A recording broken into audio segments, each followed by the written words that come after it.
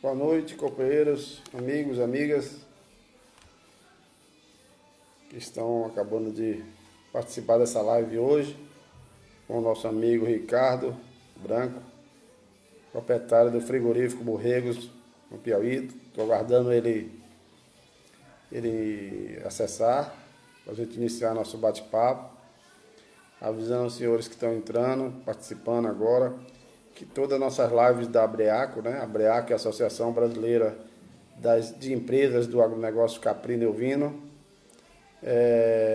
estão gravados no nosso Instagram. O Ricardo acabou de entrar agora, deixa eu ver aqui ele. Pronto. O Ricardo está entrando aí agora, deixa eu ver se vai. Está aguardando. Avisa a todos que estão participando. Quem quiser alguma pergunta, fazer alguma pergunta ou mandar por escrito aí pela live, que a gente vai passando para mim ou para ele, no caso ele que é o entrevistado, né? E a gente vai. Estamos aguardando só ele entrar. Agropecuária, Grajaú, Maranhão. Estou aguardando só o Ricardo entrar.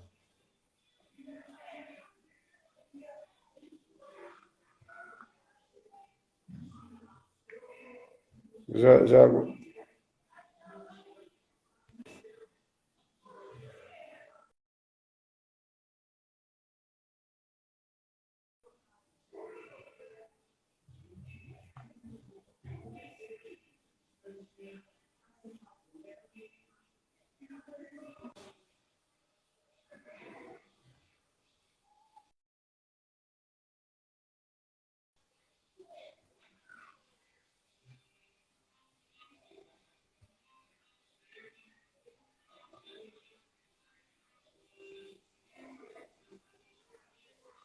Estou aguardando só o Ricardo. Acabou de entrar Alex, Gara Flor, Agropecuária, Grajaú, Maranhão.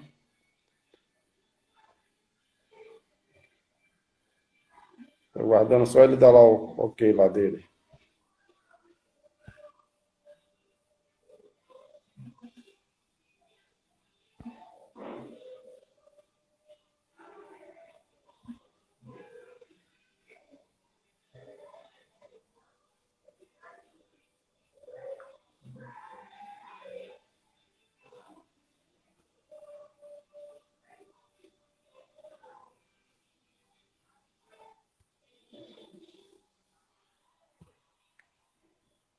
Aguardando o Ricardo entrar aí na live.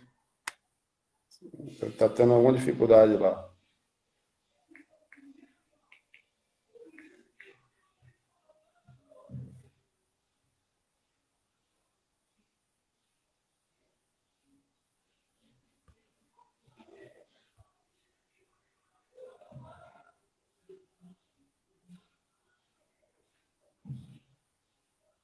Vamos ver lá se o Ricardo entra. Estamos aguardando.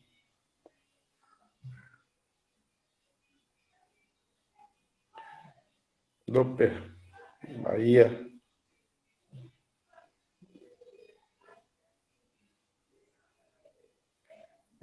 Continuo falando para todos aí que a nossa live vai ficar gravada no Instagram do Cordeirinho Cordeirito, né?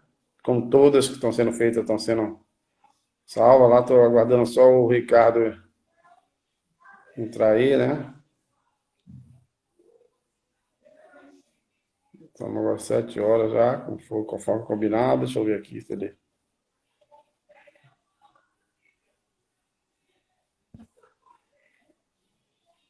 Johnny Lima entrou aí, Chacutaria da Ajuda, pô. Entrou. Boas Doper, Alex Carvalho.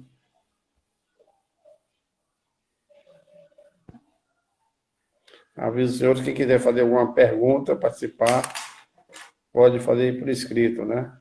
E a gente vai passando para ele. Só aguardando ele. Não sei o que está vendo, que ele não está conseguindo lá, não sei.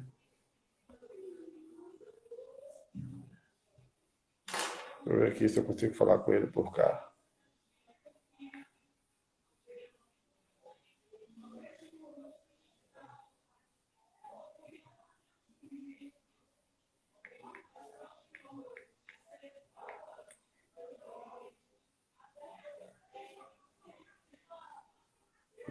Estou conseguindo ver, visualizar ele não.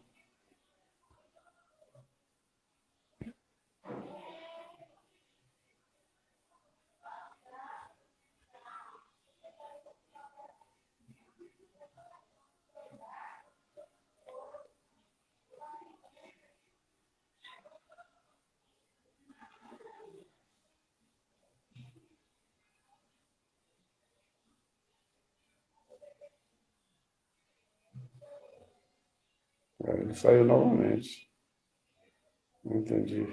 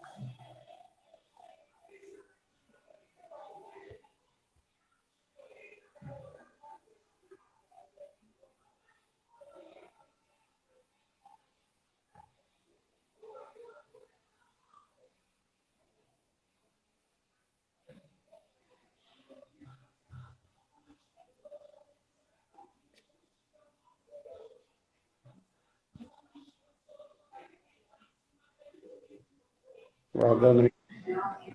Pronto. Ricardo? Oi, oi, Pronto. Roberto. Conseguimos Como é que aí. tá, como é que tá, meu amigo? Tudo A gente ótimo, se rapaz. viu faz Prazer. muito tempo Depois que de a gente muito se tempo falar viu, com rapaz. você.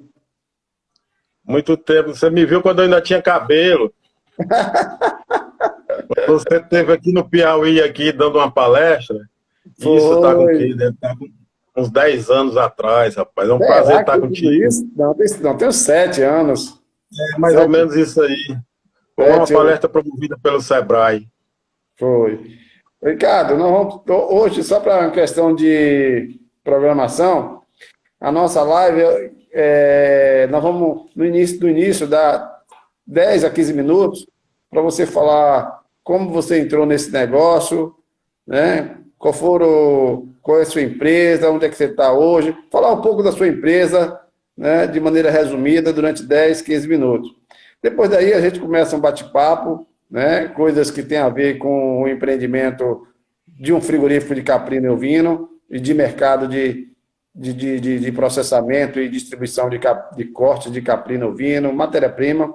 E se alguém fizer uma pergunta, eu vou lá e vou lhe passar também. Se por acaso você visualizar também, você pode responder também, interferir, né? É um bate-papo, né? Ok, E, ok. e adiantando a todo mundo que vai estar gravada e disponibilizada esse bate-papo, como foi os outros 3 anteriores, os outros 3 frigoríficos, a gente disponibilizou no nosso Instagram, para quem não teve a oportunidade de escutar ao vivo agora, né? Em live, né? Escutar depois gravado, tá certo? Então, Ok. eu gostaria que você falasse sobre seu empreendimento Borregos, aí no Piauí, né, da sua luta, do seu trabalho. Fique à vontade. Roberto, antes de mais nada, eu queria lhe parabenizar, Roberto, por tudo isso que você tem feito à frente da cadeia da caprinocultura, né? A criação da Abreaco foi um dos passos importantíssimos para que a gente descobrisse os mistérios da cadeia, né? Já que a gente sabe que a cadeia tem muitos problemas, muitas coisas para ser resolvidas. E foi uma iniciativa bastante louvável essa sua, viu? Aqui eu quero deixar o meu agradecimento a você, como uma pessoa que ama a cadeia produtiva, né? E parabenizar você por essa atitude, né? Roberto, eu fiz um roteiro, mais ou menos, daquilo que eu penso em falar, até por uma questão de esquecimento, de deixar de falar alguma coisa que possa ter uma importância para todos, né? A gente sabe que muita coisa que a gente vai falar aqui ela é repetitiva, mas a gente sabe que a doença da cadeia da ovinocaprinocultura, ela é uma doença para todos, é uma doença igual, não é? A não ser a questão do sul, do sudeste, que a gente sabe que eles estão um pouco avançados mais do que a gente, né? A gente aqui do Nordeste, a nossa doença, pelo que a gente tem sentido, é a mesma. Queria fazer aqui uma rápida apresentação. Meu nome é Ricardo, para quem não me conhece, né? Eu sou médico veterinário, sou apaixonado pela cadeia, né? Tão apaixonado que já me tornei criador, já fui dono de restaurante voltado para o segmento, sou inspetor de registro genealógico e estão me chamando de doido agora porque eu vim mexer com frigorífico, né? Então, são 4 segmentos que eu tenho na minha vida, né? Eu queria falar de 2 coisas distintas, Roberto. Eu queria falar do Piauí Frigorífico e da marca Borregos. São 2 coisas distintas, né? Uma vez que a Borregos ela não faz parte do Piauí Frigorífico. O Piauí Frigorífico é um prestador de serviço para Borregos, onde nós já temos uma parceria já há mais de 8 anos, né? Onde eu busquei o serviço de inspeção. E falar um pouco do Piauí Frigorífico, porque a história do Piauí Frigorífico ele tem muito a ver com tudo que está acontecendo aí, que a gente tem conhecimento. O Piauí Frigorífico, ele surgiu, não foi porque apareceu um empresário que queria ganhar dinheiro, que queria se sair bem no negócio. O Piauí Frigorífico ele surgiu em razão de quê? Uma proposta do município, né? Isso eu já relatei até no grupo da Breaco, foi uma proposta que veio do município em que, se o empresário, no caso o senhor Luiz Brice, tivesse interesse em construir um abatedouro, que o município combateria o problema da carne clandestina. A gente sabe que a carne clandestina, para mim, é um dos maiores gargalos da cadeia, né? Aí eu te pergunto, depois de feito um levantamento, se viu o quê? Se viu que tinha mais de 32 pontos de abate dentro de Teresina, se viu que se abatia de 6 a 7 mil animais mensal no abate clandestino. Aí eu lhe pergunto, qual é o empresário que com essa visão não aceitaria uma proposta dessa? Então, foi o que aconteceu. O empresário falou, você combater a carne clandestina, eu construo o abatedouro. Ele não era besta, ele fez um abatedouro misto. Ele fez um abatedouro voltado para bovinos, para suínos, para ovinos e para caprinos. Isso foi um investimento, isso há 15 anos atrás, de aproximadamente 2 milhões de reais. Depois de tudo isso concretizado,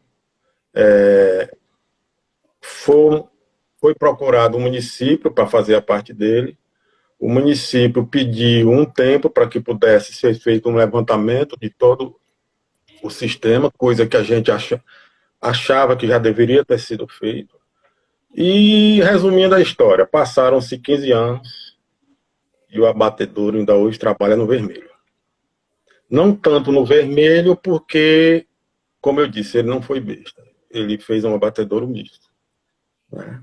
Então, isso já vem a esses 15 anos, a gente sempre batendo em cima do problema da carne clandestina, e só houve uma opção. Isso depois, há 2 anos atrás, aproximadamente, nós procuramos o Ministério Público e fizemos uma denúncia ao Ministério Público da atual situação do abate clandestino e como se encontrava a questão dos mercados públicos, onde se via a presença do boi e do lado do boi um suíno não inspecionado e de outro lado um ovino e um caprino também não inspecionado. Isso foi avaliado pelo Ministério Público, nós tivemos um apoio importantíssimo de entidades como o SEBRAE, que houve envolvimento, Senar, Federação da Indústria e Comércio, né? Tivemos total apoio, né? Fizemos reuniões, o Ministério Público se sensibilizou com o problema, fez uma convocação dos órgãos de fiscalização, no caso o município, a SDE, Secretaria de Desenvolvimento Rural do município, e a Vigilância Sanitária, pediram que eles fizessem todo um levantamento da situação do abate clandestino e foi detectado que existia mais de 32 pontos de abates conhecidos e com uma significativo número de abates em torno de 6 a 7 mil animais mensal. Depois desse levantamento feito, foi dado um prazo, né? Foi apresentado, o município apresentou, foi dado um prazo para que as medidas iniciais fossem tomadas. Nós fizemos uma campanha de outdoor, nós fizemos distribuição de panfletos na cidade. Inclusive, um dos panfletos é esse que você vê no grupo da Abreago, carne clandestina não se põe na mesa. Isso fez parte da nossa campanha. Televisão, quer dizer, nós envolvemos o que poderíamos fazer, a gente fez. Isso aconteceu que foi dado um prazo para esses cuidados serem tomados. Infelizmente, já está com 2 anos e também nada foi feito. Então, é muito ruim para a gente que está dando seguimento, porque a partir do momento que a gente vê quem poderia estar fazendo alguma coisa, que é caso de saúde pública, a gente não vê essa importância tão grande, realmente de quem deixar a pessoa a ponto até de desistir daquilo que está fazendo. Quando você tem uma proposta decente, né? Quando você tem pensamento de levar o produto de qualidade e com segurança alimentar para a mesa do cidadão e você não consegue, né? Porque você tem uma competição assim muito desleal, é muito triste, né? Então isso é o que eu tenho que expor para você em relação ao Piauí Frigorífico, né? Ele a finalidade do Piauí Frigorífico, ele é prestação de serviço, como eu falei antes, né? Trabalhamos com um abate misto, né? E com uma capacidade aí em torno de 4 mil animais mês, ovinos e caprinos, né? Hoje nós trabalhamos com serviço de inspeção estadual, antes era serviço de inspeção municipal. Mudamos na tentativa de ampliar o mercado para atender municípios vizinhos, né? E essa foi a finalidade da nossa mudança para o serviço de inspeção estadual. A estrutura física do abatedouro, ela é uma área de abate com currais, né? Nós temos uma graxaria que aproveita esse subproduto, principalmente do boi, que tem um maior volume, onde tem uma empresa implantada, uma empresa de Fortaleza, do Ceará, onde eles trabalham com as farinhadas, farinha de carne, farinha de osso, aproveitamento de víscera de aves, e hoje estão desenvolvendo um trabalho de aproveitamento de penas de aves também, para fazer ração para peixe, né? E temos um curtume esse que você conhece, né, que tem o nosso amigo Sérgio, que nesse momento deve estar assistindo a gente, um curtume dentro do próprio frigorífico, uma estrutura muito boa, e que hoje ele é arrendado para um grupo do Rio Grande do Sul, né, Roma Peles, cuja finalidade o que é fazer o tratamento dessa pele e mandar para o Rio Grande do Sul, e lá eles fazem todo o processamento, transformando na fabricação principalmente de casacos, né? Infelizmente, o período agora da pandemia, as portas do curtume tiveram que fechar, né? Com a variação de dólar, e esses outros problemas, né? Que a pele sempre tem essa variação e que causa muito prejuízo ao segmento, né? Então, hoje, a questão da pele hoje, praticamente, eles estão recebendo a minha pele por uma questão de eu estar lá dentro do frigorífico, de eu ter aberto espaço para eles. Estão me ajudando. Resumindo a história, eles estão me ajudando, né? É uma pele que chegou a custar R$2 há tempos atrás. Com a chegada do curtume, ela partiu de R$2 para R$10, porque ele tinha muita dificuldade em encontrar o produto, a pele, porque essa pele ela estava concentrada na mão de atravessadores e com compromisso já com outros costumes, né? Então ele foi obrigado, na época, a aumentar o preço para poder conseguir essa pele, e assim ele fez, e esse segmento estava crescendo bem dentro do frigorífico, curtume, com um desempenho muito bom, e infelizmente a pandemia veio e deu essa freada. Mas vamos torcer para que volte, que foi uma coisa muito boa que aconteceu para a gente. Então, isso é Ô, algumas Ricardo, colocações. Pois não. eu já aproveito e já lhe pergunto, então esse frigorífico aí, no caso, você paga ao Piauí Frigorífico prestação de serviço, né? Sim, a finalidade do frigorífico é prestação de serviço. Então, ele presta A serviço, Correio eu paga ao tenho uma Piauí Frigorífico prestação de serviço de abate.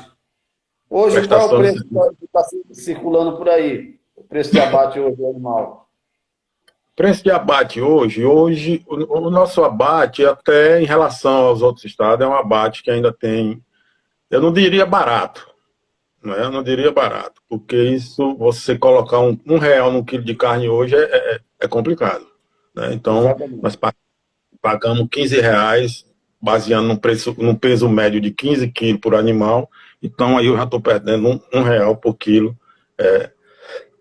no, no, no, no E se a somatório, carcaça, né? se tiver mais, você paga mais, não? O preço da carcaça? O preço da Não, carcaça ele é o diferente. preço da prestação por cabeça, é por cabeça ou por peso de animal? Não, mas ele é cobrado por cabeça. Então, tanto faz ser o animal grande como pequeno, não tem Nem ele diferença. fica com nada, você só paga esses R$ 15. Eu pago R$ 15, é, a pele eu repasso para o próprio frigorífico, costume, e as vísceras brancas e as vísceras Até ele tem vermelhas. repartido sem ganho nenhum, é isso? Não, a pele eu repasso a pele. A pele ela é cobrada, é vendida. Você Eu vendo a pele. revende, Ricardo. A pele ela fica para mim, no caso, tá Pronto. entendendo? As vísceras brancas e as vísceras vermelhas ficam também, e o frigorífico ele me entrega a víscera branca, no caso, o intestino, o rumen, né, as vísceras Certo. brancas de um modo geral, ele me entrega ela tratada. Pronto. Eu lhe pergunto, você trabalha um dia, 2 dias por semana? Como é que você trabalha? Não, Como é que é a combinação com tudo no meu abate hoje, Roberto, a questão até de custo mesmo, de despesas, ele está concentrado em apenas um abate. Então, eu abato apenas semanal? eu abato todas as segunda-feiras, né? Até para a questão de custos, né? De custo operacional, de Para você, despesa. Oi? para você e para o frigorífico, né? Claro. Para mim e para o frigorífico, lógico. Viu? Isso aí é um formato que. Agora o abate das outras espécies, não. Aí o frigorífico ele abate todos os dias, né? Você ainda continua com a comercialização só de carcaça? Eu continuo com a comercialização de carcaça, em torno de 60% do que eu consumo, do que eu comercializo hoje, é carcaça resfriada. O restante fica em ter cortes especiais, né? E é o que eu trabalho hoje, né? Os cortes Eu queria especiais, falar um pouquinho. isso já tem algum tempo, não? Ou começou recentemente? Não, a marca Borregos hoje é o seguinte: a marca Borregos, ela surgiu em 2014, em 2004, desculpe. 2004, quando um empresário, né, que eu trabalhava com ele, nós tivemos essa ideia e colocamos essa empresa, mas era uma empresa dele, né, que também teve essas dificuldades. Na época não tinha batedor frigorífico, Roberto, né? Então a gente era um clandestino fazendo as coisas bem feitas. Você está entendendo? Fazendo as coisas bem feitas, entre aspas, né? Mas a gente chegou a disponibilizar uma estrutura que foi reconhecida pela própria vigilância, né? Ela foi reconhecida pela vigilância, nós tivemos uma orientação, a participação do SEBRAE, e nós chegamos com essa estrutura a colocar até em supermercado, né? Uma vez que não existia o abatedor. Só dá Né? um tempo aí, Ricardo. Fizeram algumas perguntas aqui, só para poder tentar contemplar o pessoal, a curiosidade das pessoas que estão assistindo. Perguntaram aí, é R$ 15 a carcaça. Se ele paga o frigorífico, sim, é R$ 15, ele já falou. Também perguntaram sobre, deixa eu ver aqui, perguntaram aqui o quilo da carcaça, não, ele paga R$ 15 por cabeça do animal, né? Por carcaça. Perguntaram quantos Ok. animais se abate por semana, em média, num tempo Roberto, mais alto. eu vinha numa escala crescente de abate e eu até me coloco como uma pessoa privilegiada nesse sentido, assim, porque eu vejo, apesar de eu não ter abatedouro, eu vejo a situação dos abatedouros que trabalham com abate e comercializam numa situação, às vezes, até pior do que a minha. Eu abato, hoje eu cheguei a bater 280 animais por semana. Isso aí, para mim, é um número bastante significativo, né? Hoje eu estou abatendo em torno, hoje não, segunda-feira agora, eu abati 150 animais, né? O motivo desse problema da pandemia, tive que reduzir o meu abate, e o fechamento dos restaurantes também, que era o meu cliente que consumia bastante cortes, e que hoje eu deixei de Aqui fazer. perguntando, e o quilo da carcaça? Quer dizer, acredito eu, você paga o produtor por quilo de carcaça e você vende por quanto também o quilo de carcaça? Roberto, hoje eu encontrei um formato para me ter qualidade, para me ter fidelidade, para me ter escala de fornecimento, coisa que a gente dificilmente tem, depois que eu fiz uma parceria com a Associação de Produtores. Eu não Essa associação, vejo. só para interrompendo rapidinho, essa associação de produtores é a Ascobetânia? É a Ascobetânia. É uma Mandaram aqui, se você associação. recebe de outras organizações, já não sei a Ascobetânia. Mandaram a pergunta aqui. Vai lá. Pronto. Foi o formato que eu encontrei para superar todas as dificuldades que eu tinha antes, né, com relação a encontrar um animal de qualidade. Antes eu vivia na mão de atravessador, eu vivia correndo atrás de um caminhão, andava nas feiras, né, e sempre encontrando o produto que não me servia. Eu era obrigado a comprar, se tinha 10 animais bons, eu tinha que comprar 30 para poder atender Receber os meus 10. clientes, né? E hoje eu encontrei esse formato através dessa associação, uma associação que, inclusive, foi o Sebrae, né, que me fez essa indicação dessa associação. O Robert também, que é nosso colega do grupo aqui, ele também teve uma participação bastante importante nisso aí, nessa parceria que eu tenho hoje com a Ascobetânia.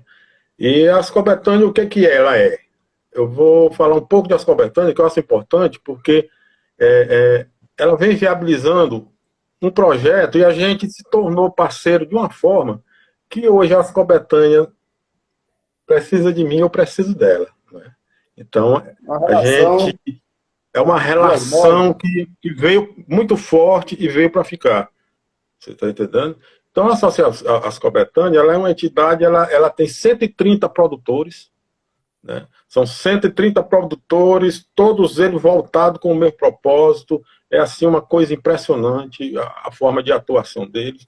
Tem uma diretoria que é espetacular, com pessoas altamente capacitadas. Aqui eu quero mandar um abraço para a Francisca, que é a presidente, uma pessoa formidável e com muita visão. Todos eles com muita visão e com um espírito que falta para Simbiose. muita gente. É uma simbiose perfeita, com certeza. É uma simbiose perfeita, Roberto, viu?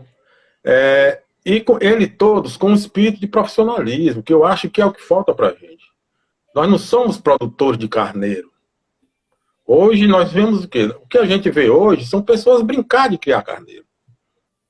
Eu acho que enquanto a gente não tornar isso uma atividade com profissionalismo, uma entidade ou uma coisa que você veja ela como uma atividade empresarial, que você vai ganhar dinheiro com ela, nós não vamos para lugar nenhum. A gente tem que enxergar isso na ovinocaprinocultura. Para isso, precisamos o quê? Organizar a nossa cadeia produtiva. Hoje, o que acontece? Hoje, o que acontece se você for atrás de números? Você vai ver que 90% do produtor, eu estou me referindo isso aqui ao Nordeste, norte e nordeste, né?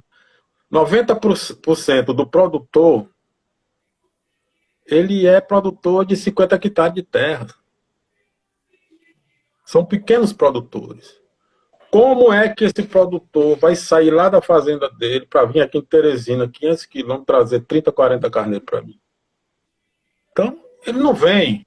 Ele não vai vir nunca. Às vezes ele prefere vender para o atravessador, que é o compadre dele. Até ganhando que é menos. amigo, ganhando menos, agora recebendo dinheiro na hora, do que de que fazer todo esse trajeto, né? Então, é por isso que a associação entra, o cooperativismo entra para facilitar todo esse trâmite, né? Outra coisa, eles são muito pobres de informações. Hoje a extensão rural ela não existe. Eles são pobres de pesquisa. Então, quem tem que fazer isso somos nós que somos os compradores, nós que estamos sendo parceiros, somos nós que temos que dar essa assistência, somos nós que temos que estar lá orientando, dizendo como deve ser feito, porque são eles a nossa sustentação. Né? Com certeza. Então, isso aí é a importância disso aí. É uma parceria que eu tenho com ele já há 6 anos, né, essa parceria. Nós já comercializamos aí em torno de mais de 40 mil animais, eu posso dizer isso, um número significativo, que isso vai dar em torno aí de umas 600 toneladas ou 700 toneladas de carne durante esse período, né? Com critério de compras, né? Isso aí nós temos nossos critérios de compra, que hoje, quando se fala em idade, a gente tem que ver que nós ainda estamos longe de abater aquele animal com um número significativo, animal de 6 meses, 8 meses, isso aí ainda está muito longe da gente, né? Então a gente adota um critério que é o animal pela dentição, um animal com no máximo primeira muda. Né? Estão até me passando informação aqui que a Codevasf também tem um papel importante, né? Ela doa os veículos. Sim. A Codevasf, ela é a sustentação das cobertâneas. Ela é quem faz todos. Hoje a Codevasf disponibilizou para as cobertâneas caminhões frigoríficos, disponibilizou 2 caminhões para transporte, está disponibilizando agora a viabilidade da construção de um abatedouro frigorífico, que eu acho ainda muito precoce isso. Eu gostaria que houvesse mais um tempo para a gente poder pensar nisso aí, mas é uma ideia também que é dos produtores, eles querem, e quando o produtor quer, isso é muito importante, Roberto. Se eles querem, você vai colocar as condições para que se faça isso aí. Então, se eles estão disponíveis a lutar por isso, então deve ser ouvido e deve ser dada atenção. Esses produtores, eles mesmo criam e fazem a terminação dos animais? Como é que funciona? Ou tem algum grupo que termina? O critério adotado é o seguinte: se eu estou no mês de janeiro, Roberto, eu não tenho uma preocupação se vai faltar carneiro para mim em dezembro. Porque existe uma escala de produção, certo? Definida, existe uma programação com todos os sócios, onde no início do ano, o que acontece? Eles fazem toda a distribuição. Eu vou fazer o quê? Eu vou fazer uma estimativa de quantos animais por ano eu vou comprar. Isso baseado na venda do ano passado. Então eu faço um acréscimo aí de 40% do que eu comprei do ano passado. Em cima desses 40%, ele vai fazer a distribuição para todos os sócios, fazendo escala por sorteio. Então, o mês tal, vai fulano, fulano e fulano fazer a entrega de tantos carneiros. Então, os criadores assumem esse compromisso.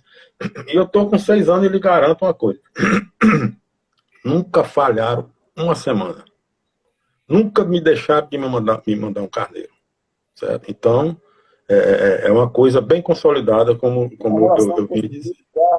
Consolidada, né? É uma coisa que viabilizou o projeto que eles tinham, viabilizou o meu. Hoje, o município de Betânia, a principal receita do município é o carneiro. Isso me deixou muito, muito gratificado, porque no momento que eu entrei na farmácia, que o dono da farmácia me reconheceu e disse que recebia as notas dos fiados dele, que ele vendia, do dinheiro do carneiro que eu mandava, isso aí para mim foi muito gratificante. Então, relação, parceria, Asco Betânia e Borregos é uma coisa bastante consolidada hoje. Estão me passando aqui que são no mínimo 4 entregas por ano de cada produtor, né? Tem que entregar no mínimo 15 demais. É obrigação, é responsabilidade. E isso vem A aumentando, né, Renata Roberto? Carla, né? Parece que o nome dela é Renata Carla, me passou de informação. Renata Carla, ela é consultora do Sebrae. Oi, Renata, tudo bom? Renata Carla ela é consultora do Sebrae, uma pessoa que acompanha o projeto, né, e de um conhecimento do setor, né, muito interessante mesmo. Que ótimo. Eu lhe fiz aquela pergunta sobre a terminação, não foi no sentido da regularidade de fornecimento de matéria-prima a você, não. Mas foi no sentido da qualidade da carcaça, né? Independente se seja um ano atípico ou típico em termos de quantidade de alimentação. Porque a gente sabe hoje que o mercado ele quer cortes menores, animais mais, digamos assim, mais redondos, né? Animais que atingem 40 quilos, se possível, com 4, 6 meses de idade, 40 quilos de peso vivo. É isso que eu pergunto. E com isso, claro que a genética ajuda, mas a terminação é que faz a diferença. Pelo menos é o que a gente vem observando hoje, em muita queixa de muitos frigoríficos. Isso para mim, Roberto, ele não tem sido problema não, viu? A gente sabe que nem toda carrada ela vem com uniformidade com todos os animais iguais. Isso aí não existe. Mas nós estabelecemos um padrão e esse padrão é seguido. O padrão, ele é seguido. Então, nós estipulamos um padrão com diferenciação de preço e caso o animal não esteja dentro daquele padrão, ele é devolvido. Certo? Ele é devolvido. Então, é uma forma que nós encontramos, assim, de chegar a esse ponto, né? Mas Qual dificilmente... o médio que está pagando aí? Vocês estão pagando ao produtor? Ó, nós fizemos uma diferenciação de preço, até porque não é justo você pagar um animal de pasto e pagar um animal que come ração pelo mesmo preço. Claro. Né? Ou então um animal que às vezes ele é comprado porque está gordo e é mandado e isso aí não é justo, né? Então, nós estabelecemos um preço diferenciado para essas pessoas que fazem esse tipo de acabamento, né? Que chegam esse animal, que nós consideramos ele tipo 5, que nós trabalhamos com animal que nós chamamos tipo 5, que é um animal que tem uma variação de peso em torno de 16 até 25 quilos, né? Onde nós pagamos hoje ele aqui a R$16. É o preço que nós pagamos. Animais com peso inferior, esse peso ele reduz para R$15. Né? E os animais que estão com peso de 16 a 25 quilos, que não obedece os critérios que são adotados, ele tem o preço dele reduzido também. Não é o fato dele dar 16 a 25 quilos que nós vamos pagar preço para ele. É aquele mesmo critério utilizado pelo aquele frigorífico de Jundiaí, que chegou até a ser questionado, mas eu acho justo. Né? Eu acho que o caminho do frigorífico é esse, porque os custos de operacional de um frigorífico é muito alto e a gente tem que ter as nossas defesas também pagando pelo que merece. Né? Nós não podemos também passar um pulo muito grande. Apesar pela qualidade, pelo trabalho que o produtor tem, né? E reconhecimento. Isso aí é uma forma de você reconhecer e incentivar o produtor a produzir um produto de qualidade. Né? A gente, às vezes, acontece de produtores mandar animais que não obedecem os critérios. Uhum. Então, se a gente não adotar isso aí, nós vamos ter dificuldade. Depois nós vamos estar abatendo animais que não servem que vão dar problema mais na frente, não é isso? Com certeza. Mudando um pouco, saindo dessa linha de relação frigorífico-produtor, além da carcaça, hoje o mercado de carcaça seu é praticamente para rede de supermercado. E os cortes? Roberto, hoje eu trabalho, minha área de atuação hoje são as redes, principalmente nas redes de supermercado, que eu acredito que em torno de 70% hoje eu coloco em supermercado, né? São 3 redes de supermercado que eu coloco. Uma delas tem 22 lojas, né? E bares e restaurantes, que é onde eu coloco o maior número de cortes, né? E aquela questão que nós já falamos, que é a questão da classe A, B, C e D, né? Então, eu tenho o cliente da classe A, eu tenho o cliente da classe B. Agora, a classe C e D, Roberto, que eu já vi até uma discussão no próprio grupo, né? Eu vejo como uma classe, infelizmente, não é que você queira discriminar a classe C e D de forma alguma. Mas quando você trabalha com custo de produção, né, você tem uma alteração de valor. Então, esse valor, ele não é reconhecido pela classe C e D. Por quê? Porque ele é um valor mais, logicamente, um valor mais caro o clandestino, ele domina esse mercado. Então, dificilmente eu consigo competir com o fornecedor da classe C e D. E isso aí é uma questão da teoria da economia e da sobrevivência. Se eu agrego meu produto, eu agrego valor, eu tenho que procurar quem me valorize meu produto também. É Com a mesma certeza. coisa. Eu vou vender para merenda escolar, eu vou vender para restaurantes populares, que um prato de comida é R$ 1, ou vou vender lá na Praia de Boa Viagem, ou vou vender em Jericoacoara, no Ceará, onde tem um francês, onde tem um alemão me pagando mais. Com Então, certeza. isso aí é É uma teoria do questão mercado, lógica, infelizmente. não é? É uma questão de mercado. Né? Então, é uma questão maior. Então, eu atuo com esses públicos, né? Eu atuo com o público de supermercado, lojas de carne também, eu tenho umas boas lojas de carne que me compram, Agora, os me bares e parece, restaurantes. desculpe me Sim, interrompendo, que os cortes, é claro, os cortes de uma maneira geral, e aí no seu caso específico, talvez o preço médio dos cortes não seja aquele que deveria ser atendido no mercado, principalmente os cortes para a classe A e B, né? Em relação ao mercado da região sul, sudeste, centro-oeste, né? Ou seja, me parece que os cortes nobres, digamos assim, né? Todos os cortes do carneiro, do bovino ou de qualquer espécie animal são nobres, não tem negócio de corte de primeira e segunda, mas é uma questão de toalete dos cortes e também, enfim, não são aqueles preços almejados, né?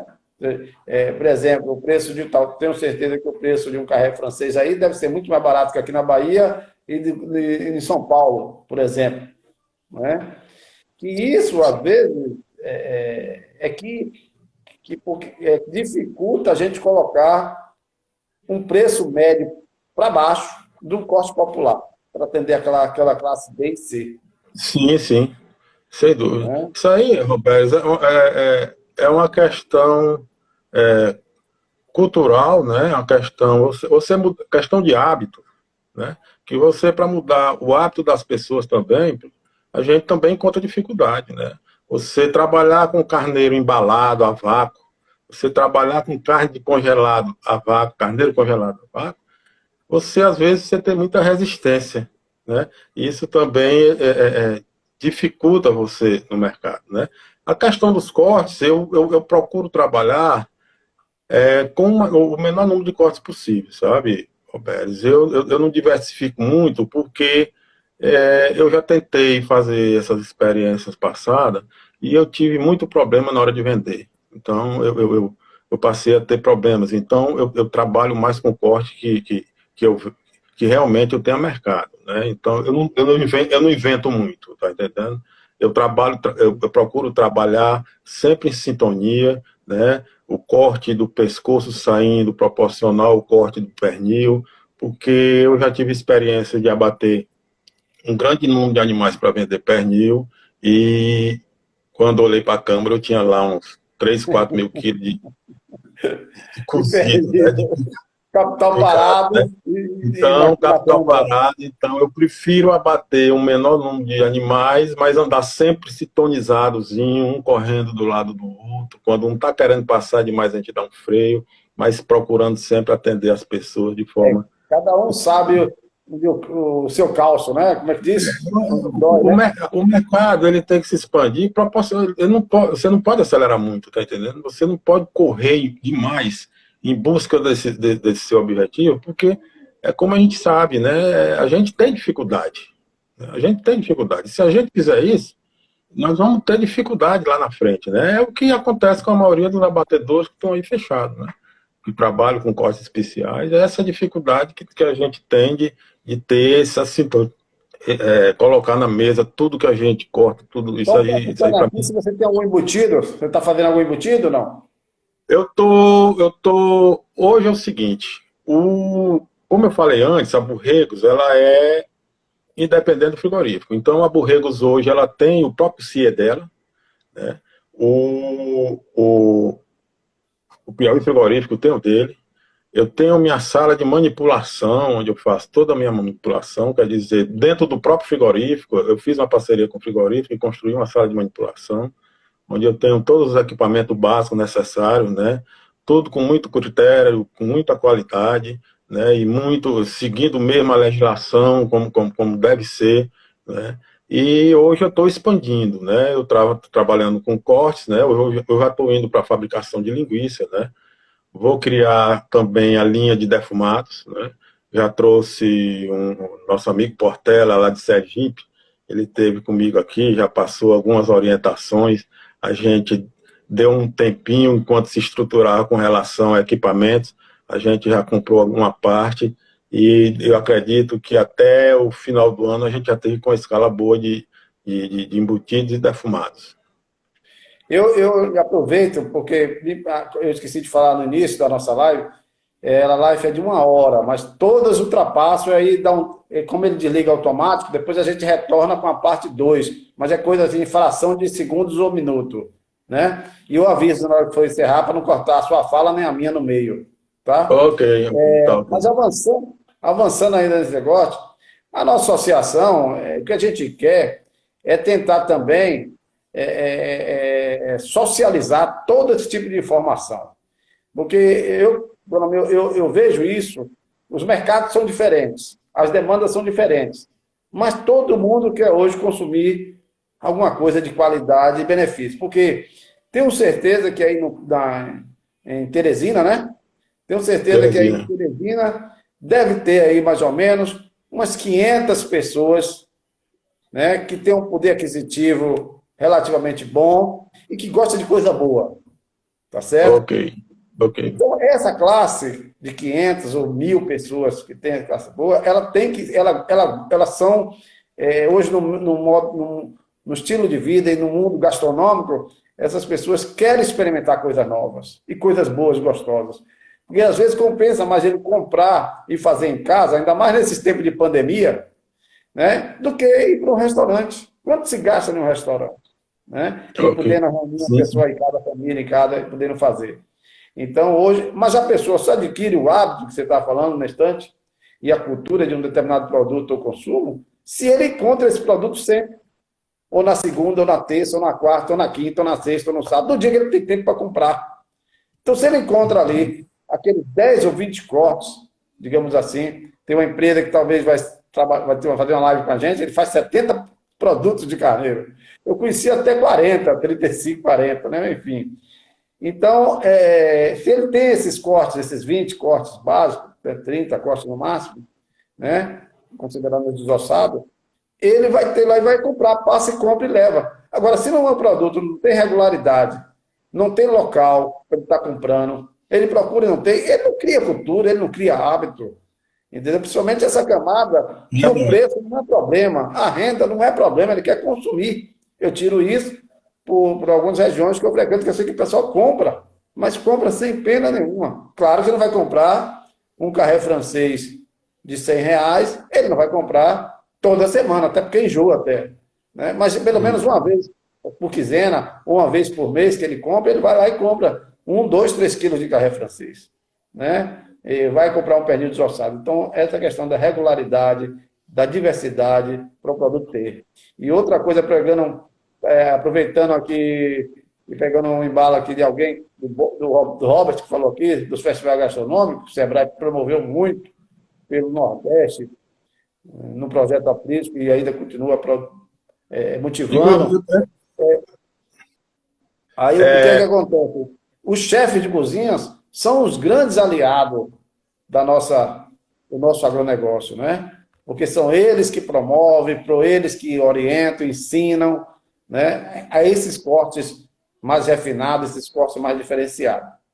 Então, eu acho que na associação a gente vai tentar fazer trabalhos, nós vamos fazer com a ajuda de todos que fazem parte, promoção de cortes, em parceria com o Sebrae, Festival Gastronômico, degustação. Isso nunca é pouco, viu? Nunca é pouco. Isso nunca é pouco. Por mais que a gente faça festival, a gente está alimentando a elevar o consumo e aprender o que tem de coisa boa na ovino-capinocultura para se consumir. É uma boa estratégia, viu, Roberto? Uma boa estratégia. Para você ter uma ideia, assim, o Robert, ele é testemunha, ele participou também, mas o Festivais Gastronômicos, o Sebrae realizou aqui no Piauí, nós fizemos 3 festivais gastronômicos, onde a gente colocou pessoas dentro de um clube de elite, onde pessoas que passavam perto de um bode, de um carneiro e fechavam o nariz, e aprenderam a comer.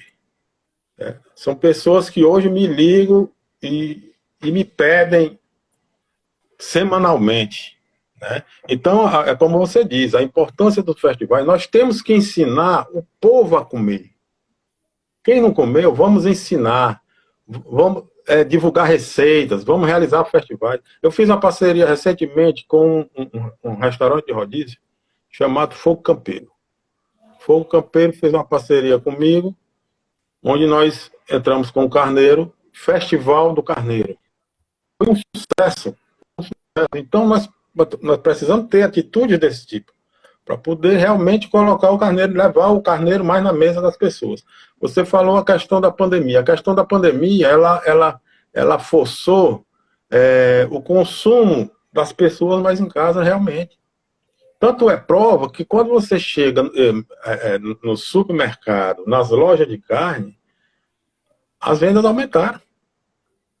O carneiro, a venda diminuiu? Não. A venda não diminuiu no supermercado e na loja. Diminuíram os cortes especiais, que nós dependemos de um segmento, que é o segmento do restaurante. Esse aí diminuiu.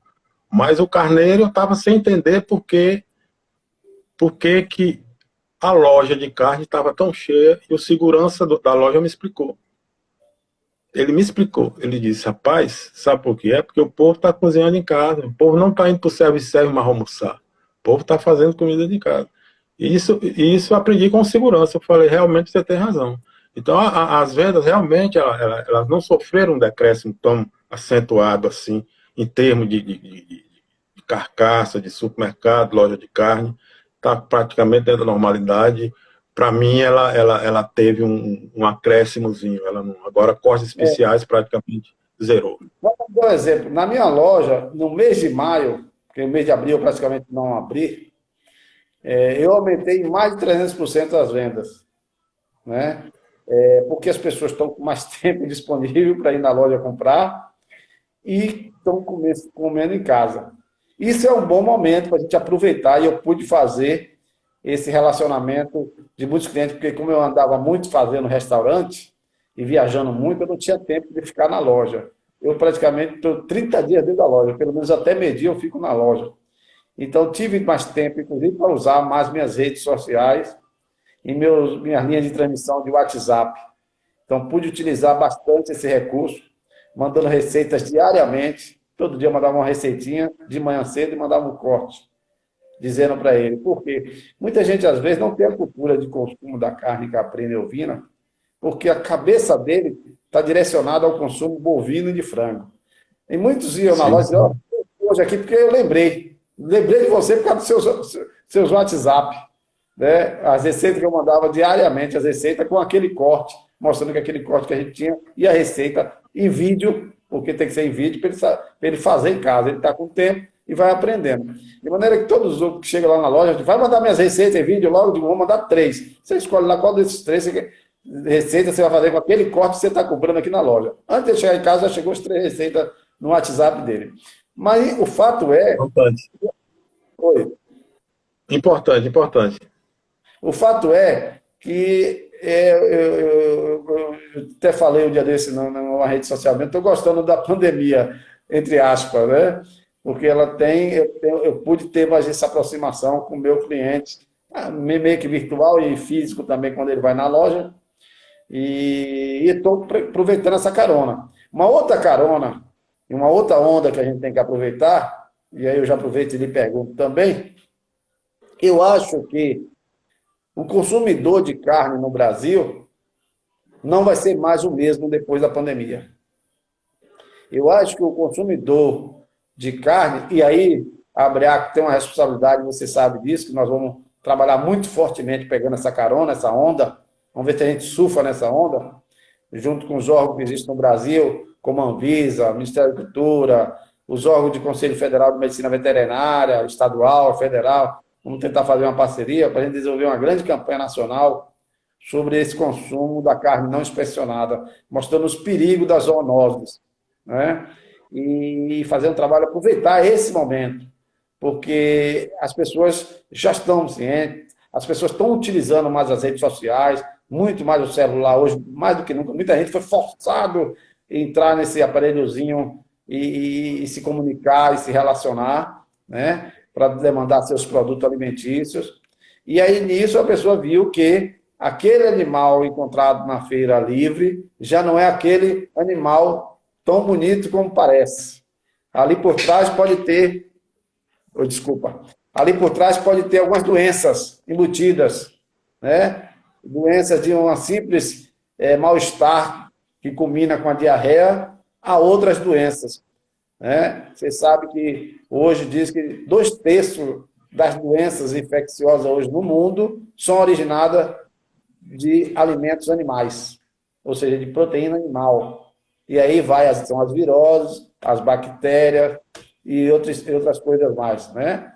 Nós temos aí 3 doenças virais sérias que surgiu do animal.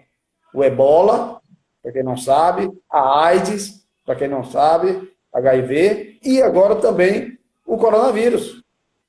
Todas foram originadas em animais, onde passou por ser humano, né? Umas com cura, outras convivendo, né? E outras atrás da vacina, como é o caso do coronavírus, e o tratamento. Então, acho que as pessoas agora, tenho certeza que vão ter cuidados, e às vezes quando eu converso com 1, 2, 3 pessoas, as pessoas já estão mais resilientes. Então, assim, não vou comprar, não sei o quê e tal, na feira, aquele produto lá pendurado, que não tem refrigeração, não tem isso, não tem aquilo. Então, o que é que você acha? Você acha que essa onda a gente vai tirar proveito também? Eu acho que tem uma pergunta que ela é fundamental para você fazer. Você sabe onde é a carne que você está consumindo? Eu acredito que muita gente não sabe, né? E onde ele está consumindo aquela carne.